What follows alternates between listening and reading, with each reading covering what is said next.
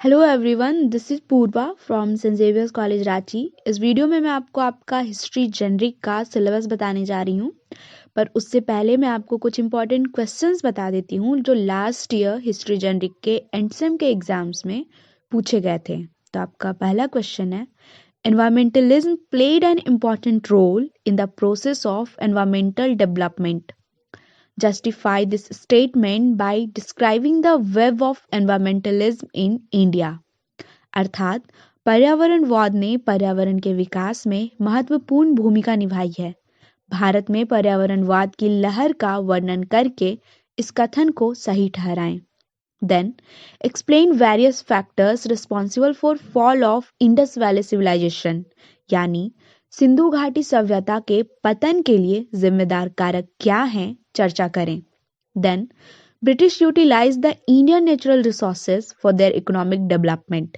Explain the statement by giving some examples, यानी ब्रिटिशों ने अपने आर्थिक विकास के लिए भारतीय प्राकृतिक संसाधनों का उपयोग किया। कुछ उदाहरण देकर इस कथन को स्पष्ट कीजिए। Then green revolution is boon to farmers but bane to agriculture, discuss, यानी हरित क्रांति किसानों के लिए वरदान है लेकिन कृषि के लिए अभिशाप, चर्चा करें। देन नर्मदा बचाओ आंदोलन is one of the longest serving river disputes of the world.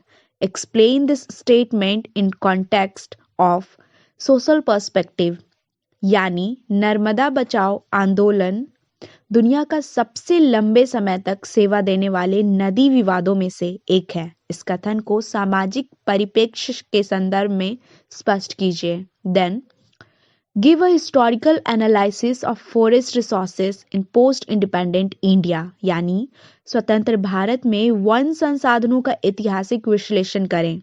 यह आपका लॉन्ग क्वेश्चन आंसर था। देन आपका शॉर्ट नोट्स है जिस पर आपको नोट्स बनाने हैं, वो है जिसमें आपको टॉपिक्स दिया जाएगा।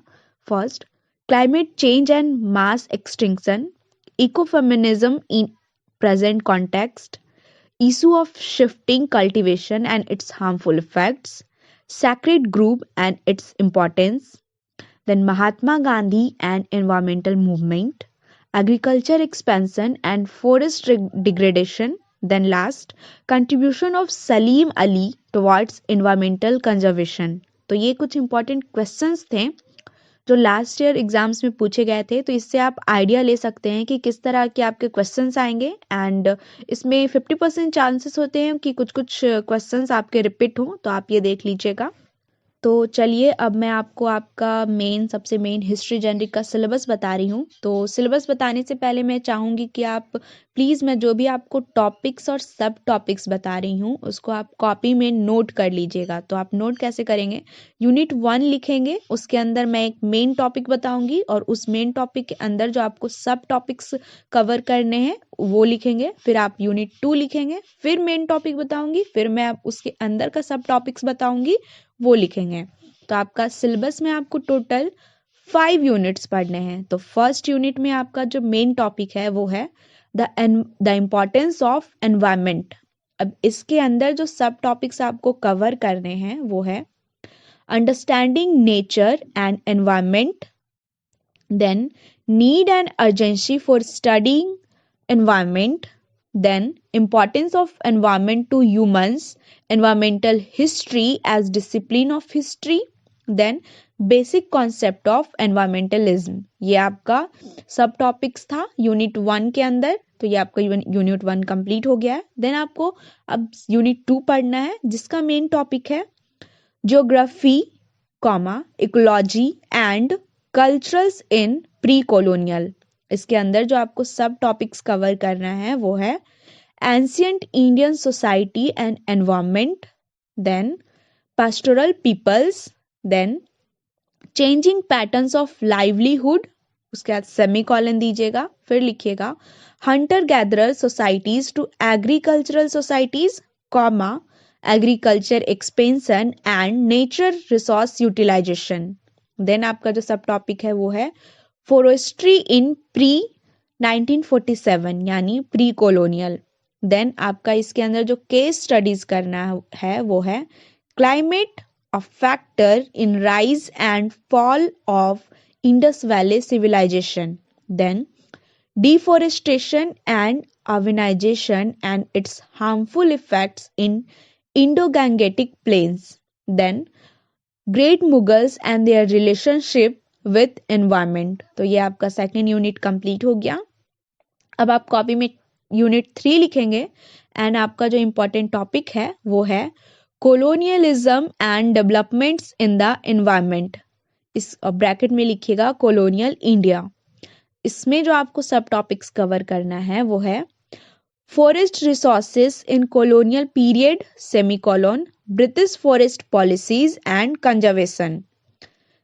Then resistance semicolon, peasants, tribals and case studies में आपको जो पढ़ना है वो है Mahatma Gandhi and environmental movements, contribution towards environment, Jim Corbett and Salim Ali. इसके बाद establishment of industries based on Indian natural resources and its impact on environment, impact of industrial revolution on environment. तो ये सारे सब टॉपिक्स थे जो आपको यूनिट 3 के अंदर में पढ़ना था. अब यूनिट 4 लिखिएगा और इसमें आपका इंपॉर्टेंट टॉपिक है environmental issues in independent India. इसके अंदर जो सब टॉपिक्स आपको कवर करना है वो है forest resources in India, colon देकर लिखिएगा, forestry in India from 1947 to 1990, forest conservation act 1980, preservation of sacred groups and its environmental importance. Then issue of shifting cultivation and its harmful effects. उसके बाद case study में आपको पढ़ना है the rise of agriculture in India, green revolution, it's glory, origins, gains, consequences and critics from high yielding varieties to genetically modified organisms. Then global warming in India, urbanization and pollution in present context. यह आपका 4th unit का सब topics था. Then last आपका जो 5th unit है इसका main topic लिखिएगा environmental movements in independent India. इसमें आपको जो सब टॉपिक्स कवर करने हैं वो है growth of environmental concern in India, environmentalism in Indian perspective, origin of environmental movements in India, dams, minings and problem of livelihood and displacement, ecofeminism, role of women in environmental movement in India. Then यहाँ पे आपको 3 सब topics cover करने हैं जिसमें है forest based movements, water based movements and land based movements, यानी जंगल को लेकर, पानी को लेकर और जमीन को लेकर जो भी सारे इंपॉर्टेंट मूवमेंट्स हुए थे वो सब के बारे में पढ़ना है. तो फॉरेस्ट बेस्ड मूवमेंट्स में आपका सब टॉपिक्स आएगा Chipko movement, Bishnoi movement, save silent valley movement, then Jungle Bachao Andolan, Appiko movement. फिर आपका जो वाटर वेस्ट मूवमेंट है वो है Narmada Bachao Andolan, Tehri dam conflict, Kaveri water disputes, save Ganga movement and Ken Betwa link. फिर आपका जो लैंड वेस्ड मूवमेंट है उसमें आएगा displacement of people through projects, जिसमें है rehabilitation and resettlement of project affected people, Kaiga nuclear power plant, POSCO steel, Tata Nano project. तो ये आपका था 5th यूनिट. तो ये 5th इस 5 यूनिट के लिए मैं आपको एक बुक रिकमेंड कर रही हूँ. वैसे तो आप ये सारे टॉपिक्स और जो सब टॉपिक्स हैं इसको आप यूट्यूब पर एक एक करके और एनसाइक्लोपीडिया या फिर विकिपीडिया जिस पर भी हो एक एक करके सर्च करके सबके बारे में एक कॉन्सेप्ट क्लियर कर लीजिएगा और अच्छे से पढ़ लीजिएगा. एंड जो बुक आपको पढ़ना है वो है the human footprint on environment, जो विपुल सिंह के द्वारा लिखा गया है. तो आप इसको भी पढ़ सकते हैं. बाकी आपको इसके नोट्स जो हैं यूट्यूब पर बहुत अच्छे से मिल जाएंगे. और एक और इम्पॉर्टेंट बात, अगर आप अभी इसे बहुत अच्छे से पढ़ लेते हो तो जो आपको जो 2nd सेमेस्टर में EVS पढ़ना है उसका आपका आधा सिलेबस कंप्लीट हो जाएगा, क्योंकि यही सारे चीज़ आपको ग्लोबल वार्मिंग वगैरह, एनवायरनमेंट से रिलेटेड वगैरह जो सारे टॉपिक्स है वो आपको ईवीएस में भी सेकंड सेमेस्टर में पढ़ने हैं। तो ये सारे बहुत बहुत कॉमन टॉपिक्स हैं जो आपको बुक नहीं भी खरीदोगे तो आपको यूट्यूब गूगल वगैरह से आप पढ़ लोगे। तो ओके, फिर भी कोई दिक्कत होती है तो आप कमेंट बॉक्स में कमेंट कर देना। एंड सबसे इम्पॉर्टेंट, मैंने जो भी टॉपिक्स और सब टॉपिक्स बताया सब आप सुनकर कॉपी में नोट कर लेना। Okay, so thank you.